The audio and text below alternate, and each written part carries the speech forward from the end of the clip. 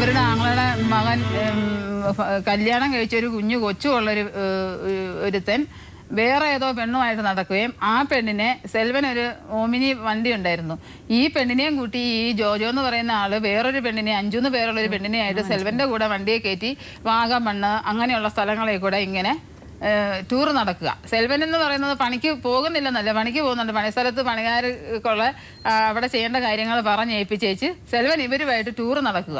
അപ്പോൾ സെൽവൻ ഇവരുമൊക്കെ ആയിട്ട് ഇങ്ങനെയുള്ള ആൾക്കാരായിട്ട് സഹകരിക്കുന്ന പറഞ്ഞാൽ മദ്യപിക്കുന്നവർക്ക് മദ്യം മേടിച്ചു കൊടുക്കുക, അവർക്ക് എന്തെങ്കിലും ബുദ്ധിമുട്ടുകൾ പറയുമ്പോൾ അവർക്കുള്ള സാമ്പത്തികങ്ങൾ ചെയ്തു കൊടുക്കുക, അങ്ങനെയുള്ളതൊക്കെ ചെയ്ത് ഇവര് ഈ കൂടെ നടക്കുന്ന ആൾക്കാർ ചൂഷണം ചെയ്യുക സെൽവനെ. ഈ അവരുടെ വീട്ടുകാർ ഈ സഹോദരനും സഹോദരി അവരുമായിട്ടൊക്കെ സെൽവൻ നല്ല അടുപ്പത്തിലൊക്കെയാണോ അവരുടെ കുടുംബത്തിലുള്ള? സെൽവന്റെ കുടുംബത്തിലുള്ളവരുമായിട്ട് സഹകരണത്തില, എല്ലാവരുമായിട്ടും ഒക്കെ സഹകരണത്തിലും അവർക്ക് സാമ്പത്തികമായിട്ട് സഹായങ്ങൾ ചെയ്യും. രാവിലെ പരാതിയായിട്ട് പോകുമല്ലേ, വയറുമറിച്ച് കഴിച്ചിട്ടാണ്. എന്നെ കയറ്റാതെ പോലീസ് സ്റ്റേഷനില്ല. ഞങ്ങൾ എവിടെ താമസിക്കാൻ പോകുന്നു അവിടെ എല്ലാം പോലീസ് സ്റ്റേഷനിൽ കയറ്റും. ഒരു കെട്ടിയവൻ ഒരു അടി അടിച്ചു, അല്ലെങ്കിൽ ഒരാൾ എന്നെ വഴക്ക് പറഞ്ഞു, കെട്ടിയവൾ നേരെ തിരിഞ്ഞ് അവിടെ കൂടുന്ന എനിക്കിട്ട് പണിയുള്ളൂ. സ്നേഹം ഉണ്ടാവും ഇല്ല. ആ സമയത്ത് എന്നെ പുറത്ത് വന്ന് പറയുമ്പം അത് എന്നെ കെട്ടിയവനാണ് മനസ്സിന് ഉണർവ് വേണം. അപ്പം അവരോട് തിരിച്ചു പറയാം, നമുക്ക് മനസ്സിലൊരു ആശ്വാസം, പെണ്ണുമ്പോൾ നമുക്ക് വേണ്ടി സപ്പോർട്ട് ചെയ്തന്നെ. ഇത് നേരെ മരിച്ചു നിൽക്കുള്ളൂ. ഈ പണിക്കാർ ഒരു 10 പണിക്കാരുണ്ട്, അവർ വെച്ചാൽ നമ്മൾ ജീവിക്കുന്നത്. അപ്പോൾ ആ പണിക്കാർക്ക് ഒരു പാത്രം വേണം, ചോറ് വെക്കാൻ ഒരു പാത്രം വേണം. നമ്മുടെ വീട്ടിൽ സ്ലാബിൽ ഇങ്ങനെ അടുക്കി വെച്ചേക്കുക, ചുറ്റോട് ചുറ്റും അടുക്കി വെച്ചേക്കുക.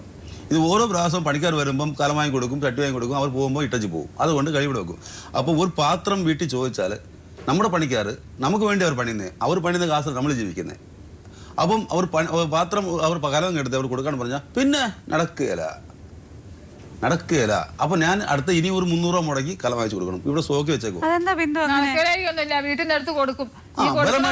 ബലമായിട്ട് അങ്ങനെയല്ല, ഈ കൊണ്ടുപോകുന്ന പാത്രങ്ങള് പണിസ്ഥലത്ത് ആഹാരം വെച്ച് വിളമ്പി കൊണ്ടുവച്ച് പണികാരും കൊണ്ടുവരത്തില്ല, കൊണ്ടുപോകുന്ന ആളും കൊണ്ടുവരത്തില്ല, അവിടെ കളഞ്ഞേച്ച് വരും. കളഞ്ഞേച്ച് വന്നിട്ട് പിന്നെയും പുതിയത് മേടിക്കും. എത്രയോ പ്രാവശ്യം ഞാൻ ഇന്ന പാത്രം എന്തിയേ അത് ഞാൻ മറന്നു. അതെ, പക്ഷേ സെൽവൻ പറയുന്നത് ഇതെല്ലാം സമ്പാദിക്കുന്നത് നിങ്ങളെ നോക്കുന്നതൊക്കെ സെൽവൻ തന്നെയല്ലേ. തമിഴ്നാട്ടിൽ നിന്ന് ആരും ഇവിടെ എന്റെ സ്വത്ത് മേടിക്കാനായിട്ട് ആരും വരത്തില്ല. വണ്ടി അവളുടെ, കാർ അവളുടെ പേരിൽ. ഇപ്പൊ വിളക്കുണ്ടാകും എന്റെ പേരിൽ മാറ്റിയതാ. ഇതിന് മുകളിൽ വണ്ടി എല്ലാം അവളുടെ പേരിലായിരുന്നു. ഞാൻ ബലമായിട്ട് ഞാൻ ആധാർ എടുത്ത് കൊടുത്തതിന്റെ പേരിൽ അത് ആധാർ പോസ്റ്റ് വരുന്നതിന് മുമ്പേ നെറ്റിൽ നിന്ന് അവർ കമ്പ്യൂട്ടർ സെന്ററിൽ പറഞ്ഞൊരു കോപ്പി എടുത്ത് കൊടുത്തപ്പോഴത്തേനും ഞാൻ പറഞ്ഞു എന്റെ പേരിൽ ID പ്രൂഫ് ഇല്ലായിരുന്നതിന്റെ പേരിൽ എല്ലാം മേടിച്ച് എന്റെ പേരിലാക്കിക്കൊണ്ടിരുന്നു. ബിന്ദു സംസാരിക്കുന്നത് സ്റ്റുപ്പിഡായിട്ടാണ് ഇപ്പൊ സംസാരിച്ചുകൊണ്ടിരിക്കുന്നത്. അദ്ദേഹം തമിഴ്നാട്ടിൽ നിന്ന് ഇവിടെ വന്ന് താമസിക്കുന്ന ഒരു മനുഷ്യനാണ്. ഈ നാട്ടിൽ ഒരു പെണ്ണിനെ കല്യാണം കഴിക്കാതെ എന്നിട്ടും വളരെ ഉത്തരവാദിത്തമായിട്ട് 2 കുഞ്ഞുങ്ങളായിട്ട് താമസിക്കുക മനുഷ്യൻ. അയാൾക്ക് ആധാർ ഇല്ലായിരുന്നു. ഞാൻ ആധാർ എടുത്ത് കൊടുത്തത് വലിയൊരു അഭിമാനമായിട്ടൊന്നും പറയണ്ട കേട്ടോ. അഭിമാനമായിട്ട് അത് വേണ്ട. ശെൽവ, പിന്നെ ഈ പണിക്കാർ സാധനങ്ങൾ കൊണ്ടുപോകുന്ന കാര്യങ്ങളൊക്കെ ഉണ്ടല്ലോ. ഒരു വീട്ടില് വീട്ടമ്മ എന്ന് പറയുമ്പോൾ ചെറിയൊരു ഗ്ലാസ് ആയിരിക്കും, ഒരു അടപ്പായിരിക്കും. ഒരു വീട്ടമ്മയെ സംബന്ധിച്ച് അതാണ് അവരുടെ ലോകം. അതിനകത്ത് ഒന്നും മിസ്സായാലും അവർക്കത് വലിയ കാര്യം. അത് മനസ്സിലാക്കണം ശെൽവൻ കേട്ടോ. നമ്മൾ വീണ്ടും വാങ്ങിക്കുമ്പോൾ ചിലവാകും ഒക്കെ ശരിയാ. ഉപദ്രവം വേണ്ട. 100-500 രൂപയ്ക്ക് ഒരു പാത്രം വാങ്ങിച്ച് അവരുടെ കൊടുത്താൽ അവർക്ക് എന്താ തിരിച്ചു കൊണ്ടുവന്ന് കൃത്യമായിട്ട് കൊടുത്താലും വീട്ടില് കൊടുക്കത്തില്ല. ഈ ആൾക്കാരെ വാങ്ങിച്ചോണ്ട് പോയാൽ കൊടുക്കത്തില്ല. നമ്മുടെ സാധനം എന്നാലും പറയുന്നത് ഈ പാത്രം കെട്ടിപ്പറക്കി എടുത്തോണ്ട് അവരുടെ വീട്ടിൽ വല്ലതും കൊണ്ട് കൊടുക്കാനാണോ? ശെൽവൻ, ആ പോയിന്റ് ഒന്ന് ആലോചിക്കുക. ഈ പാത്രങ്ങൾ വീട്ടിൽ സ്റ്റോക്ക് ചെയ്ത് വെച്ചിരിക്കുന്നത് അവര് നേരെ അവരുടെ വീട്ടിൽ കൊടുക്കാനാണോ, മുണ്ടകയത്ത് കൊണ്ടുപോകാനാണോ? അല്ല, ഈ വീട്ടിലേക്ക് വേണ്ടിയാ. അവർ എന്റെ സാധനങ്ങൾ, ഇതെന്റെ വീട്, എന്റെ ആണെന്നുള്ള അവരുടെ ഓവറായിട്ടുള്ള അവരുടെ ചിന്തയാണ്. അല്ലാതെ ആ പാത്രം എടുത്ത് ഒന്നും ചെയ്യാനൊക്കത്തില്ല വേറെ. അപ്പൊ എന്താണെന്നറിയോ, നമ്മൾ ശെൽവന് കൂടുതൽ ജീവിതാനുഭവങ്ങളുണ്ട്, കൂടുതൽ ആൾക്കാരുമായിട്ട് ഇടപെടുന്ന ആളാണ്, കുറെ കൂടെ വിവരമുണ്ട്. അപ്പൊ എന്ത് ചെയ്യണം?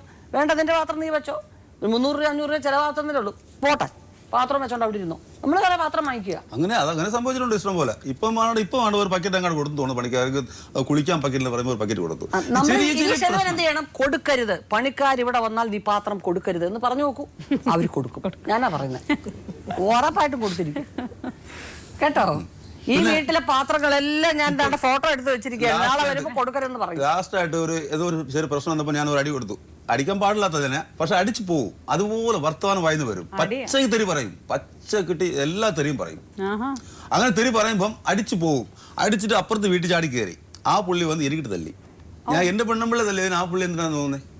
ആ പുള്ളി എനിക്കിട്ട് തല്ലി. ഞാൻ പുള്ളി തിരിച്ച് തല്ലി. ഇവിടെ നേരെ ഉടനെ ഓടി സ്റ്റേഷനിലോട്ട് ഓടി ഓട്ടോ വിളിച്ച് അവിടെ പോലീസുകാരെ കൊണ്ടുവന്നു. വന്നപ്പോഴത്തെ പോലീസ് സെൽവ അന്നെ നാളെ വന്ന് ആൾ പറഞ്ഞു കേട്ടോ പറഞ്ഞിട്ട് പോയി. എനിക്ക് എല്ലാ പോലീസുകാരും പരിചയം എരുമേലിൽ. എന്നെ ഒരു മനസ്സിന് എരുമേലിൽ അങ്ങോട്ട് നീ നീക്കാൻ പറയത്തില്ല. അതുപോലെ ഡീസൻ്റ് നമ്മൾ ജീവിക്കുന്നത്. അപ്പം നമ്മളവിടെ നാണം കെടുത്തുക. സ്റ്റേഷൻ ചെയ്ത് പറയാൻ കൊടുത്ത് അവർ വന്നപ്പോഴത്തേക്ക് നാളെ രാവിലെ വരാൻ പറഞ്ഞിട്ട് പോയി. പിന്നെയും ഓടിപ്പോയി. സാറെ പിന്നെയും വഴക്കുണ്ടാക്കുവാണ് പറഞ്ഞ് കൈയോടെ ഇതിന് പിടിച്ചോണ്ട് പോയി. വഴക്കുണ്ടാക്കിയോ പിന്നെയും? പിന്നെ അതുപോലല്ലേ വീട്ടിൽ അപ്പുറത്ത് വീട്ടുകാർ നല്ല കാര്യം അറിയുന്ന അതെന്താ ബിന്ദു? സ്റ്റേഷനിൽ പോയി പരാതി കൊടുക്കുന്ന പറഞ്ഞ് ഞങ്ങള് ഉറങ്ങുന്നവരെ പറമ്പിൽ കിടന്നിട്ട് രാത്രിക്ക് പെരക്കകത്ത് കയറി കിടന്നിട്ടുണ്ട്. അയൽവക്കത്തെ വീടുകളിൽ പോയി കിടന്നുറങ്ങിയിട്ടുണ്ട്. വീട്ടിൽ കിടത്തി ഉറക്കത്തില്ലേ രാത്രിയാകുമ്പോ?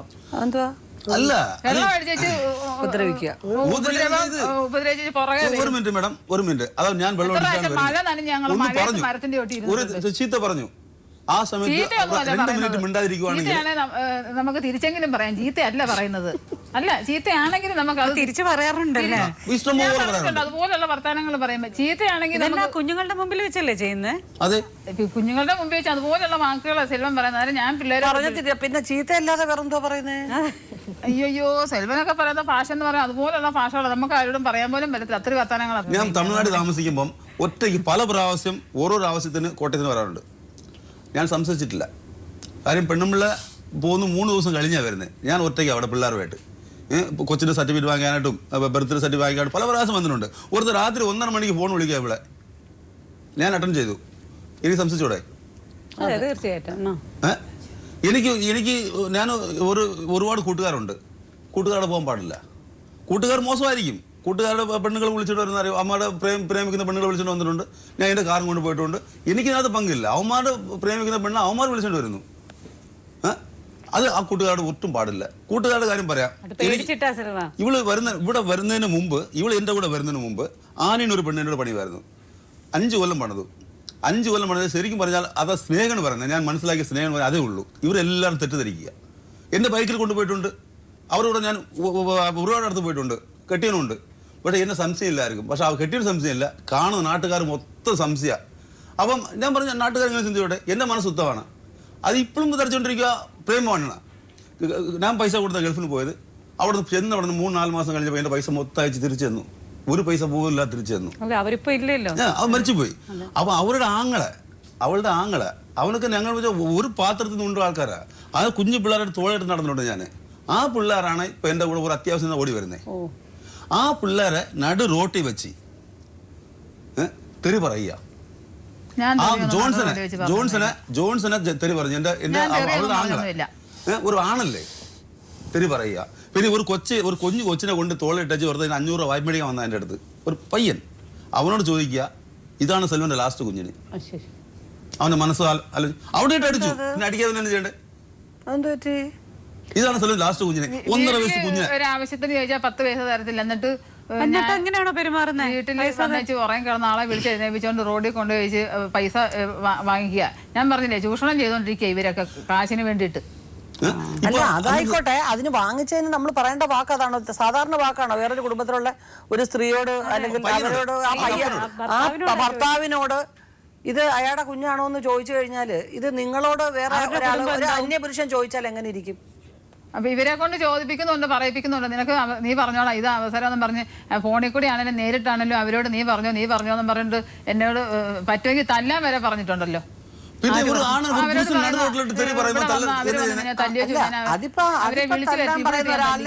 അല്ല, അപ്പം ഇത്രയും അനാവശ്യമായിട്ടൊരു വാക്ക് പറയുമ്പോ നിന്നെ അനാവശ്യം പറഞ്ഞാൽ നീ ഇപ്പൊ തല്ലണം എന്നല്ലേ പറയും. ഇപ്പൊ അയലുകാരൻ ഇയാളെ തല്ലിയത് കുഴപ്പമില്ലേ നിങ്ങൾക്ക്?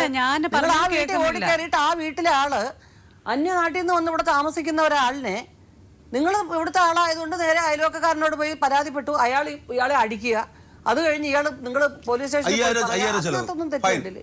അതിന് 5000 ആടെ പോയി. അവളുടെ പൈസ പോയി. 5000 രൂപ കോടതിയിൽ അടച്ചു. ഫൈൻ. കോടതിയിൽ വീട്ടില് വെള്ളം പറഞ്ഞ് പരാതി കൊടുത്ത് അവർ കേസെടുത്തു. 5000 രൂപ പോയി. ആരുടെ പോയി? എന്റെ പോയില്ല, അവളുടെ കാശാ പോയത്. അവൾക്ക് സമ്പാദിക്കുന്നേ എനിക്കാണോ? എന്നെ കൂടി എത്ര കൊല്ലം എനിക്ക് എനിക്ക് അറിയത്തില്ല. ഒരു 2-3 എപ്പോൾ ഒന്നും പറയാൻ പറ്റത്തില്ല. അപ്പം ഈ എന്റെ സമ്പാദ്യങ്ങൾ സ്വത്ത് എന്തെങ്കിലും ആയിക്കോട്ടെ, ഒരുപാട് സാധനം ആയിക്കോട്ടെ, ഇത് ആർക്കാ? തമിഴ്നാട്ടിൽ നിന്ന് ഒരു മനസ്സും വരത്തില്ല. എനിക്ക് വേണ്ടി പറഞ്ഞ് വീതം വെക്കാൻ വരത്തില്ല. എല്ലാം അവർക്ക് തന്നെ, എൻ്റെ പിള്ളേർക്ക് തന്നെയാണ്. അപ്പോൾ ഇത് ഒരു പുറമ ഒരു ക്ഷമ പറഞ്ഞ സ്ഥാനമില്ല. മെന്റൽ എപ്പോൾ വേണ്ടാലും പടപട വർത്തമാനം പറഞ്ഞുകൊണ്ടിരിക്കും. സെൽവൻ എന്തുകൊണ്ടാണ് ആദ്യത്തെ ഭാര്യയായിട്ട് ആദ്യത്തെ ഭാര്യ വെച്ചാൽ ആദ്യ ഭാര്യ തന്നെ എന്നെ മാസം നാട്ടിൽ പോകുമായിരുന്നു. നാട്ടിൽ പോകുമ്പോൾ 3 ആൺപിള്ളേരുണ്ട്. ഓർത്ത് എഞ്ചിനീയറിംഗ് കോളേജ് പഠിക്കുക 3-ാം വർഷം. അപ്പം അവർക്ക് എന്ന് വെച്ചാൽ അവർക്ക് ഇതിനേക്കാൾ അപ്പുറം രോഗം, സംശയ രോഗം. കേരളത്തിലല്ലേ, കേരളത്തിൽ എല്ലാം ചുമ്മാ കിട്ടുക, എല്ലാം ഇഷ്ടംപോലെ കിടക്കുക. ചെന്ന് കിടന്ന് തന്നാൽ മതി എന്നാണ് അവിടെ ധാരണ. അപ്പോൾ അവർ പറഞ്ഞു ഇവിടുത്തെ പണി വിടാൻ പറഞ്ഞു. ഒരു കോൺട്രാക്ടർ ഒരു സ്ഥലത്ത് ചെന്ന് ക്ലച്ച് പിടിച്ച് ഒരു കോൺട്രാക്ടർ ആണെങ്കിൽ എന്തുമാത്രം കഷ്ടപ്പെടണം. ആദ്യം മൈക്കാട് പണിക്ക് പോയി, മേസ്തിരിയായി, കോൺട്രാക്ടറായി, ഇന്ന് ഒരു സിവിൽ എഞ്ചിനീയർക്കാലം കൂടുതൽ എക്സ്പീരിയൻസ് എനിക്കുണ്ട്. സിവിൽ എഞ്ചിനീയർ എന്നോട് ചോദിക്കുക ഇതെങ്ങനെ ചെയ്യാവോ, ഇതിങ്ങനെ ചെയ്യാവോ, എന്നോട് ചോദിക്കേണ്ട കണ്ടീഷനിലായി. അത് ദൈവം വളർത്തി തന്നതാണ്. അപ്പോൾ അത്രയും നിൽക്കുന്ന സ്ഥലത്ത് നിന്ന് നീ അവിടെ പണിയാണ്ട് അങ്ങോട്ട് പോരെ, തമിഴ്നാട്ടിലോട്ട് പോരെ. 25 വർഷമായി ഞാൻ എരുമയിൽ വന്നിട്ട്. അപ്പോൾ ഞാൻ പറഞ്ഞു ഞാൻ മാസം പോകുമായിരുന്നു. അവിടെ പോകുമ്പം വെള്ളം അടിച്ചിട്ട് പോകത്തില്ല. വീട്ടിൽ ചെന്ന് കഥ തട്ടും. 4 മണി ഇവിടുന്ന് 9 മണിക്ക് ഒരു ബസ് കൊണ്ട് എരുമയിൽ നിന്ന് ആ ബസ്സിൽ പോവുകയാണെങ്കിൽ കറക്റ്റ് 3:30 4 മണി വീട്ടിൽ ചെല്ലാം. കഥ തട്ടുമ്പോഴത്തേക്ക് കഥ തുറന്നിട്ട് ഇവിടെ എന്തിനാണ് വന്നത് തെറി കൂട്ടി ഒരു വാക്ക്. ഇവിടെ എന്തിനാണ് വന്നേണി വെളുപ്പിന്. അന്നേരം തമിഴ്നാട്ടിൽ രാവിലെ വെളുപ്പിന് 5 മണിക്കുള്ള സാധനം കിട്ടും, അടിക്ക് കിട്ടും. ഉടനെ ആ ഓട്ടം തിരിച്ചു പോകും. അവിടെ തട്ടി വിട്ട് അവിടെ ഒരു പൈൻറ്റ് മേടിച്ച് അടിച്ചിട്ട് അടുത്ത് വരുള്ളൂ. അപ്പം അത് അങ്ങനെയായിരുന്നു, ഭയങ്കര സംശയമായിരുന്നു. അതങ്ങ് പിന്നെ ഞാൻ മാസം വീട്ടിലൊരു നിബന്ധന വെച്ചു, 60 രൂപ കൊടുക്കണം മാസം. ഇവിടെ അയച്ചുകൊണ്ടിരിക്കുവായിരുന്നു പൈസ. ഇവിടെ വന്ന പിന്നെ ഇവിടെ പൈസ അയച്ചു കൊടുക്കുമായിരുന്നു മാസം അയച്ചു കൊടുക്കുവാറ്. പിന്നെ അത് നിന്ന് പോയി. അവർ വേണ്ടാണ് വന്ന് ഒരു കണ്ടീഷൻ ആയപ്പോഴത്തേക്ക് നിന്ന് പോയി. എല്ലാവരും പിള്ളേരെല്ലാം ജോലി ചെയ്യാൻ ആരംഭിച്ചു. പഠിക്കുന്നത് ജോലി ചെയ്യുക, പഠിക്കുക, അവധി സമയത്ത് ജോലി ചെയ്യുക, പഠിക്കുക, അങ്ങനെ എല്ലാം നല്ല സെറ്റപ്പായി. അത് ഞങ്ങളുടെ വീട്ടിൽ എല്ലാവരും വേണം. ഞങ്ങളുടെ വീട്ടിൽ എപ്പോഴും അവരുണ്ട്. 1 ഏക്കർ സ്ഥലം മേടിച്ചു കൊടുത്ത് ഒരു പെരയും പണിത് കൊടുത്തു. അപ്പോൾ അവർക്ക് എന്നെ വേണ്ട, ഞങ്ങളുടെ കുടുംബക്കാരെല്ലാവരും വേണം. അതാണ് അവിടെ. ശരി അങ്ങനെ ആയിക്കോട്ടെ, പോട്ടെ, വേണ്ടെങ്കിൽ വേണ്ട, അങ്ങനെ നമ്മൾ വിട്ടു. പിന്നെ ഇവള് പണിക്ക് വന്നു, 2 ദിവസം പണിക്ക് വന്നു. പണിക്ക് വന്നപ്പോഴത്തേക്ക് ഞാൻ പറഞ്ഞു കെട്ടിയവൻ തിരക്ക് വന്നു ഇവിടെ എറണാകുളത്ത് നിന്ന്. അപ്പോൾ എനിക്ക് ഞങ്ങൾ തമ്മിൽ യാതൊരു ബന്ധമില്ല, 2 ദിവസം പണിക്ക് വന്നതാണ്. അപ്പം ഞാൻ കെട്ടിയവനെ സ്റ്റേഷനിൽ ചെന്ന് പരാതി കൊടുത്തു, സെൽവൻ എൻ്റെ പെണ്ണുമ്പിള്ളയെ കൊണ്ടുപോയിന്ന് പറഞ്ഞു. അപ്പോൾ എസ് ഐ എൻ്റെ ഒരു കൂട്ടുകാരനാണ്, പരിചയമുള്ള കൂട്ടുകാരനാണ്. എസ് ഐ എന്നെ വിളിച്ച് സെൽവൻ എൻ്റെ പേരിൽ കംപ്ലൈൻറ്റ് ഉണ്ട് പറഞ്ഞു. ഞാൻ എന്നാണ് ചോദിച്ചപ്പോഴത്തേക്ക് ഇങ്ങനെ മുറാജിന്ന് പറഞ്ഞ രാജു എങ്ങാണ്ട് ഒരുത്തൻ എൻ്റെ പേരിൽ പറയുന്നു. ഞാൻ ഇവിടെ അവിടെ ഒരു 8 കിലോമീറ്റർ അപ്പുറത്ത് പണിതുകൊണ്ടിരിക്കുക. ഞാൻ വിളിച്ച് പറഞ്ഞു വിട്ട് പോകണം പറഞ്ഞു. ഇവള് ഹോം നേഴ്സ് പോയിക്കൊണ്ടിരിക്കുമായിരുന്നു കുമരകങ്ങാട് അടുത്ത്. അപ്പം ഞാൻ പറഞ്ഞു വിട്ട് പോകണം പറഞ്ഞു. അവൾ അവിടെ നിന്ന് പോയി, അങ്ങ് പോയി. എന്നിട്ട് എഴുതും അപ്പം മൊബൈൽ ഇറങ്ങിയ സമയമാണ്, മൊബൈൽ ഫോണും പുതിയതായിട്ട് ഇറങ്ങിയ സമയത്ത്. അപ്പം എന്നെ വിളിച്ച് അങ്ങോട്ടും വിളിച്ച് ഇങ്ങനെ. അപ്പം എൻ്റെ റൂമിൽ വരും, തങ്ങാറുണ്ട്, പോകാറുണ്ട്. ഇവള് അങ്ങനെയായിരുന്നു. അപ്പം ഒരു ദിവസം പറഞ്ഞു ഞാൻ ഗർഭിണിയാണ് പറഞ്ഞു. അല്ല ഞാൻ ചോദിക്കട്ടെ, ബിന്ദു പറഞ്ഞത് വരുമ്പോ തന്നെ സെൽവൻ എങ്ങനെയോ രാജ്കുമാറിന്റെ കാര്യങ്ങളൊക്കെ നേരത്തെ അറിഞ്ഞിരുന്നു. ഞാൻ പറഞ്ഞതല്ല. ഈ രാജ്കുമാർ ആരാണ് ആദ്യമായിട്ട് കാണുന്നത്? പേരെന്തോ ആയിക്കോട്ടെ, എന്നോട് ഈ രാജ്കുമാർ പറഞ്ഞ ആളെ കാണുന്നത് ഈ സ്റ്റേഷനിൽ പരാതി കൊടുത്ത് അന്ന് ഇവന്റെ മൂത്ത കൊച്ചിനെ വിളിച്ചുകൊണ്ട് റൂമിൽ വന്നു. വിശക്കുന്നിന് പറഞ്ഞു. ഞാൻ താഴത്തെ ഹോട്ടലിൽ പൊറോട്ട മേടിച്ച് കറിയും മേടിച്ചു. ആ പയ്യൻ അവിടെ തിന്നുവാ. ഇപ്പൊ പറഞ്ഞ മൂത്ത ചെറുക്കൻ അവിടെ കുഞ്ഞായിരുന്നു. ഭക്ഷണം കഴിച്ചു വെച്ച് ഇവന് കൊച്ചിനെ വിളിച്ചിട്ട് അങ്ങോട്ട് പോയി, എറണാകുളത്തിന് പോയി. ഇവരങ്ങനെ വഴക്കുണ്ടാക്കി. അപ്പോൾ ഞങ്ങൾ തമ്മിൽ യാതൊരു ബന്ധമൊന്നുമില്ല. ഇപ്പം പ്രശ്നം ഉണ്ടാക്കി കൊച്ചിനൊക്കെ കൊണ്ടുവന്നു. പിന്നെ അവനങ്ങാണ്ട് ഇവൾക്ക് അടി കൊടുത്തും പ്രശ്നമായി. നമുക്ക് അതുകൊണ്ട് അറിയത്തില്ല. പിന്നെ എൻ്റെ റൂമിൽ വന്ന് പോയിരിക്കുമായിരുന്നു. അപ്പം ഒരു ദിവസം പറഞ്ഞു ഗർഭിണിയാണ് പറഞ്ഞു. അപ്പോൾ ഞാൻ പറഞ്ഞു 2 ദിവസം അടുപ്പിച്ച് ബന്ധമായിരുന്നു. ഇവള് അന്ന് വീട്ടിൽ പോകാൻ സാധിച്ചില്ല. 3-ാം ദിവസം വീട്ടിൽ വീട്ടിൽ കയറ്റിയില്ല. അപ്പോൾ എന്നെ വിളിച്ച് പറഞ്ഞു ഞാൻ വീട്ടിൽ കയറ്റിയില്ല, ഞാൻ ഇവിടെ നടന്ന് നിൽക്കുക, മഴ നനഞ്ഞ് നിൽക്കുവാണ് പറഞ്ഞു. ഞാൻ പോയി കൊണ്ടുവന്നു. ഇത് കുടിക്കും. ഗർഭിണിയെന്ന് പറയുമ്പം എല്ലാവരും കൂട്ടുകാരെല്ലാം പറഞ്ഞു എടാ അതൊന്നും നോക്കണ്ട, കളഞ്ഞേരെ പോട്ടെ, അത് ഇപ്പം പോട്ടെ എന്ന് പറയുമ്പോൾ എനിക്ക് മനസ്സാക്ഷി സമ്മതിച്ചത് ഒരു കുഞ്ഞിനെ കൊല്ലാനും സമ്മതിച്ചില്ല. ഗർഭിണിയാണ് പറഞ്ഞതിൻ്റെ പേരിലെടുത്തി 2 കൊല്ലം കഴിഞ്ഞ പ്രശ്നം കുഞ്ഞുണ്ടായത് അങ്ങനെ പറഞ്ഞു. ശരി ഞാൻ അത് ശ്രമിച്ചു, എന്തായാലും ആട്ടെ. ഇനിയിപ്പം കുഞ്ഞുണ്ടായി, ഇനിയിപ്പം ആശുപത്രി 2 കുഞ്ഞിനെ പ്രസവിച്ചു. ഒരു മനസ്സൻ ആരെങ്കിലും അവിടെ സ്വന്തത്തിലോ ബന്ധത്തിലോ കൂട്ടുകാരുടെ ഇതിലോ ഞാൻ ഒറ്റയ്ക്ക് ഒരു കൊച്ചിൻ്റെ പ്രസവം നോക്കണമെങ്കിൽ എന്ത് പ്രശ്നം കാര്യത്തില്ലേ, അതുപോലെ ഞാൻ കടന്ന് കഷ്ടപ്പെട്ട് രാത്രി ഉറക്കമില്ല, മുറ്റത്ത് തിന്ന് കൊതുക് എന്തോരം കഷ്ടപ്പെട്ടറിയോ. അത്ര 2 കുഞ്ഞിൻ്റെ പ്രസവത്തിന് ഒരു പെണ്ണിൻ്റെ സഹായം എല്ലാം ഞാൻ ചെയ്തു. ഇതെല്ലാം വേണമെന്നല്ലേ. ഇവിടെ ഉപേക്ഷിച്ച് ഞാൻ പോയതാ. ഇവിടെ ആങ്ങളമാരെ വിളിച്ച് തല്ലി ഒരു പ്രാവശ്യം. തല്ലിയപ്പോഴത്തേക്ക് എനിക്കൊരു കേസ് ഉണ്ടായിരുന്നു. ഞാൻ അവിടെ നിന്ന് മുങ്ങിയായിരുന്നു തമിഴ്നാട്ടിലോട്ട്. 2-3 ആഴ്ച കഴിഞ്ഞപ്പോഴത്തേക്ക് എൻ്റെ മനസ്സ് അങ്ങനെയിരിക്കുന്നത്. പിള്ളേർ ഒരു വീട്ടിൽ പോയി വസക്കുന്നതിന് പറഞ്ഞ് കഴിഞ്ഞിട്ട് നിൽക്കുന്ന മനസ്സ് ഓർക്കുമ്പോൾ വിഷമം. ഞാൻ ഉടനെ വിളിച്ചപ്പോഴത്തേക്ക് അങ്ങോട്ട് വാ, ഇവിടെ ഞാൻ അതെടുത്ത് തരാം എന്നൊക്കെ പറഞ്ഞു. ഞാൻ ചെന്ന് ഒരു പ്രാവശ്യം ചെന്ന് അടുത്ത പ്രാവശ്യം പോയി സാധനമെല്ലാം കയറ്റി തിരുനെൽവേലിക്ക് താമസമാക്കി പോയി. അങ്ങ് 3 കൊല്ലം അവിടെ താമസിച്ചു. പിന്നെ അത് കഴിഞ്ഞപ്പം വീണ്ടും എരുമേലിൽ എനിക്ക് വർക്ക് കിട്ടി. ഇനി പെടൽ കൊണ്ട് പഠിച്ചായിരുന്നു ബൈക്കിൽ നിന്ന് വീണ്. അത് മെഡിക്കൽ കോളേജിൽ ഞാൻ ഒരു 5-6 മാസം ചികിത്സയിലായിരുന്നു. രക്ഷപ്പെടലിൽ ഇത് തളർന്നു പോകണ ഡോക്ടർ പറഞ്ഞത്. പിന്നെ അവർ ശ്രമിച്ച് പിന്നെ ദൈവത്തിൻ്റെ സഹായം കൂടെ കൊണ്ട് വെയിറ്റ് കേട്ട് ശരിയായി. 5 കൊല്ലത്ത് പണിയെന്ന് പറഞ്ഞാൽ 6 മാസം പോലും വീട്ടിലിരുന്നില്ല. ഞാൻ പണിക്കിറങ്ങി. അത്രയും കഷ്ടപ്പെട്ട് ഞാൻ പിന്നെ ഇവിടെ വിളിച്ചുകൊണ്ട് വന്ന് തമിഴ്നാട് താമസിച്ച് അവിടെ നിന്ന് വിളിച്ചുകൊണ്ട് ഇവിടെ വന്ന് ഇപ്പോൾ താമസിക്കുന്നത്. ഇവിടെ വേണ്ടെങ്കിൽ കല്യാണം എനിക്ക് ഒരുപാട് അവസരങ്ങളുണ്ടായിരുന്നു. അന്ന് പോയപ്പോൾ പോയാൽ മതിയായിരുന്നു. ഇവിടെ തിരക്കി ഇവിടെ വരാൻ എന്നാ രേഖ ഉള്ളത്? ഒരു രേഖയില്ല. രജിസ്റ്റർ ചെയ്തിട്ടില്ല. രജിസ്റ്റർ ചെയ്യാനായിട്ട് ആദ്യം ഞാൻ കൂടിയ സമയത്ത് രജിസ്റ്റർ ചെയ്യാനായിട്ട് ശ്രമിച്ചു. അപ്പോൾ അവളുടെ റേഷൻ കാർഡ് അവർ കൊടുക്കത്തില്ലായിരുന്നു. റേഷൻ കാർഡ് വേണം, തരത്തില്ലായിരുന്നു. അത് അങ്ങനെ സീറ്റ് 2 ദിവസം 3 ദിവസം എനിക്ക് റിസ്ക് എടുത്ത് പിന്നെ അങ്ങ് പോയി. പിന്നെ അങ്ങ് വിട്ടുപോയി. പിന്നെ അത് നിർബന്ധമായിട്ട് രജിസ്റ്റർ എന്ന് പറഞ്ഞ് പത്രത്തിലുണ്ടായിരുന്നപ്പോഴത്തേക്ക് ഞങ്ങൾ അവിടെ നിന്ന് രജിസ്റ്റർ ചെയ്യാൻ വന്നപ്പോഴത്തേക്ക് കുട്ടികളുടെ പേര് ചേർക്കത്തില്ല, ഇന്നത്തെ ഡേറ്റിൽ ചെയ്യാൻ പറ്റത്തുള്ളൂ. ശരി, വീട്ടിൽ വരുന്നു, ഒരു വെള്ളം വേണോ, ഒരു പച്ചവെള്ളം വേണോ, ഒരു ചായ വേണോ, അല്ലെങ്കിൽ ഒരു കടുങ്കാപ്പി വേണോ, അല്ലെങ്കിൽ എന്നാ പ്രശ്നം, അവിടെ പഠിക്കുന്ന എന്നായി, അപ്പോൾ പഠിച്ച സ്ഥലത്ത് എന്നായി, പൈസ കിട്ടിയോ, ഇവിടുന്ന് വിളിച്ച് പറയും പൈസ കൊടുക്കുന്നത് വിളിച്ച് പറയും. വീട്ടുകാരോട് ഓണറിനോട് വിളിച്ച് പറയും സെൽവൻ ഭയങ്കര ലാവിഷ് ചിലവാ, പൈസ കൊണ്ട് കൊടുക്കില്ല കേട്ടോ പറഞ്ഞിട്ടുണ്ട്. അത് അണ്ണോട് തർക്കിച്ച് ലാസ്റ്റ് അവൾ ഒരു ദിവസം സമ്മതിക്കുകയും ചെയ്തു. ഇതൊക്കെ ചെയ്യാവോ? എനിക്കിപ്പോൾ കള്ളുപിടിക്കുകയാണെങ്കിൽ എനിക്ക് പഠിക്ക് പോകണ്ട, പഠിക്കാനും വേണ്ട, അത്യാവശ്യം കള്ളുപിടിക്കാൻ പൈസ സമ്പാദിച്ചിട്ടുണ്ട്. വേണ്ട, ഡെയിലി ഒരു ക്വാർട്ടർ കുടിച്ചാൽ മതി, പല ഫൈൻ കുടിച്ചാൽ മതി. കുടിക്കണമെങ്കിൽ കുടിക്കണം, ഇല്ല പറഞ്ഞതല്ല, കുടിക്കണമെങ്കിൽ വേണമെങ്കിൽ ഇപ്പം ഞാൻ സ്വയം നിർത്തിയതാ, വേണ്ടാണ്ട് വെച്ച് നിർത്തിയതാ. അപ്പം സമ്പാദിച്ചിട്ടുണ്ട്. ഞാൻ എന്താണ് ഈ രാവിലെ 7 മണി മുതൽ രാത്രി 7 മണി 8 മണി വരെയാണ് കഷ്ടപ്പെടുന്ന ആർക്ക് വേണ്ടി? എനിക്ക് മാത്രമാണെങ്കിൽ മതി, ഇനി വേണ്ട. പക്ഷെ അതിന്റെ റിസൾട്ട് കിട്ടുന്നില്ലല്ലോ. എന്നാ റിസൾട്ട് കിട്ടുന്ന എല്ലാ ഒരു പ്രാവശ്യം തുണിയെടുക്കാൻ പോയാൽ 10,000 രൂപ ചിലവാ. ഒരു ട്രിപ്പ് വേളങ്കണ്ണി പോയി അതിന് 15 രൂപ ചിലവ്, 15,000 ചിലവ്. അതല്ല ബിന്ദു പറയുന്നത്, ഈ മദ്യപിച്ചിട്ട് വന്നാലേ ഉള്ളൂ പ്രശ്നമെന്നല്ലേ പറയുന്നത്. മദ്യപിച്ചിട്ട് വന്നാലും പ്രശ്നമില്ലാത്തത്. ഞാൻ മദ്യപിച്ചില്ലെങ്കിൽ ഞാൻ ഭയങ്കര ചൂടണം, എന്തെങ്കിലും പറഞ്ഞ ക്ഷമയില്ല, പ്രഷർ. മദ്യപിച്ചാൽ കുഴപ്പമില്ല. മദ്യപിച്ചാൽ ഞാൻ വിഷം ഒരു 5 മിനിറ്റ് പട്ടി കുറയ്ക്കും, പട്ടി കിടന്ന് ഉറങ്ങും. ഇതൊന്നില്ലേ? പിന്നെ പടി ഡെഡ് ബാഡി രാവിലെ നോക്കിയാൽ മതി, 5 മണി നോക്കിയാൽ മതി. സത്യം പറയുന്നത്. അപ്പോൾ എന്തിനാ മദ്യപിക്കുന്നത്? വീട്ടിൽ വന്ന സ്വസ്ഥതയില്ല, കിടന്നുകൊണ്ട് ഉറങ്ങാം. ഇതാകുമ്പോൾ രാത്രി ഫുള്ള് ഉറക്കമില്ല. ഓരോ കാര്യം ചിന്തിച്ച് നാളെ ഇപ്പോൾ അവന് പൈസ കൊടുക്കണമല്ലോ എല്ലാം ചെയ്യുന്നത്, കടക്കാരന് പൈസ കൊടുക്കണം, സിമെന്റ് കട കൊടുക്കണം, ഇരുമ്പ് കട കൊടുക്കണം, എന്നാ ചെയ്യും ആലോചിച്ച് ഉറക്കമില്ല. ബിന്ദു അല്ല കാര്യം മദ്യപിക്കാൻ, ബിന്ദു ടെൻഷൻ അല്ല, പ്രഷറാണ്. ടെൻഷൻ. ആ ടെൻഷനും കാര്യങ്ങളും കൊണ്ട് വരുമ്പോ ബിന്ദുവിന്റെ ഒരു സമാധാനം, ഒരു ആറുതൽ. പൈസ കിട്ടിയോ, പണിക്കാരെ കൊടുത്തോ, അങ്ങോട്ട് ചോദിച്ച് ഒരു കാര്യം ചെയ്യാം, അല്ലെങ്കിൽ നമുക്ക് ഒരു കാര്യം ചെയ്യാം, നാളെ നമുക്ക് അങ്ങോട്ട് പോയി ചോദിക്കാം. ഒരു ഐഡിയ ഇങ്ങോട്ട് പറയുവാണെങ്കിൽ മനസ്സമാധാനമുണ്ട്. ഇപ്പൊ നിങ്ങൾ ഇപ്പൊ എന്നെ വഴക്ക് പറയുവാണെങ്കിൽ നിങ്ങളുടെ കൂടെ ഒന്ന് എന്നെ വഴക്ക് പറയും. ഇവിടെ കുത്തി അവിടെ വേദനം, അതാ സ്നേഹം പറയുന്നത്. ഞാൻ ഒരുപാട് കുടുംബങ്ങളെ കണ്ട് ഞാൻ കുതിച്ചിട്ടുണ്ട്. ശരി, 60 വയസ്സ് കളവനും 55 വയസ്സ് കളവിയും ഭർത്താവും അവിടെ പഠിച്ചുകൊണ്ടിരിക്കുന്നത് ബിൽഡിങ് ദുബായ്ക്കാരുടെ. അവരുടെ സ്നേഹം കണ്ടാണ്ടോ, ലീമാണ് പറഞ്ഞാൽ ലീമ പെണ്ണുമ്പിളി വിളിക്കുന്നത്. അതിനകത്ത് വേറെ യാതൊരു ഇതുമില്ല. ലീമ ഇത്രയേ ഉള്ളൂ, വെള്ളം കൊണ്ടുപോകാം, മേസ്ത്രി വന്ന് വെള്ളം കൊടുക്ക്, ലീമാന് വിളിക്കും. അവരുടെ സ്നേഹം കാണുമ്പോണ്ടല്ലോ കുതിച്ചിട്ടുണ്ട്. ഇത് തന്നെ സ്നേഹം. വൈകിട്ട് വരുമ്പോഴത്തേക്ക് ചോറ് വേണം, എനിക്ക് വേണ്ട, അന്നേരം വിളമ്പി തിന്നച്ച് കിടന്നു തുടങ്ങും. ഒരു വായെങ്കിലും ചോറ് തീറ്റിച്ച് കിടക്കണം. ശരിയാണോ? ഇല്ല, ചെയ്യത്തില്ല. അവരുടെ കുടുംബാന്തരീക്ഷവും അത് കഴിഞ്ഞ് ജീവിച്ച് വന്ന എല്ലാം പ്രശ്നങ്ങളായിരുന്നു. രാജ്കുമാർ ഇവിടെ വന്ന് കേസ് കൊടുത്തതും അങ്ങനെ പ്രശ്നങ്ങളായിട്ടാണ് കുഞ്ഞിനെ കൊണ്ടുപോയതൊന്നും ഇവിടെ പറഞ്ഞില്ല. ബിന്ദു അതൊന്നും പറഞ്ഞില്ല. 1 വർഷം കഴിഞ്ഞപ്പോൾ ശബരിമലയ്ക്ക് പോകുന്ന വഴിക്ക് അയാൾ വന്നു കയറിപ്പോയ ആളാണെന്നാണ് പറഞ്ഞത്. അതൊക്കെ ഒരാളുടെ ക്യാരക്ടർ അസോസിയേഷൻ പറയരുത്. അവിടെ അയലൊക്കും കാർ വിളിച്ചോണ്ട് വന്നാ ഇവിടെ വീട്ടില് ഇവിടെ തിരക്കി വന്ന ഒരു കിളവി 2 കിളവിമാരെയും ഒരു കൂളിംഗ് ഗ്ലാസ് വെച്ച് വലിയ സെറ്റപ്പായിട്ട് ആളിവിടെ വന്നത്. വന്ന് ബസ് സ്റ്റാൻഡിനകത്ത് കുത്തിയിരിക്കുമായിരുന്നു കുറെ നേരം. പുള്ളി പോയി. അല്ല, രാജ്കുമാർ അപ്പൊ ബിന്ദുവിനെ കൂട്ടാൻ തന്നെ വന്നതാണ്. പിള്ളേരെ കൊണ്ടുപോകുന്ന ഇവിടെ കൂട്ടി പോകുന്നതല്ല, പിള്ളേരെ കൊണ്ടുപോകുന്ന. ആ പിള്ളേരെ കിട്ടിയില്ല. അത് പിള്ളേർ പോകാതെ നല്ലതാണ്, എന്റെ നല്ലതായിരുന്നു. അവനൊരു നാടോടിയാ. അവൻ ഈ റോഡ് സൈഡിൽ മണ്ണ് പാണ്ടങ്ങൾ ചെയ്ത് വിൽക്കുന്ന കുതിര വിൽക്കുന്ന ഒരു ജാതി ഇവിടുത്തെ കാരണമല്ല, ഗുജറാത്തോ അവിടെ കണ്ടുള്ളവനാ. ഓ, അത് ശരി. അവർ എറണാകുളത്തിൽ അങ്ങാണ്ട് ഐലാൻഡോ വികലാൻഡോ അവിടെ അങ്ങാണ്ട് താമസിക്കുവാണ്.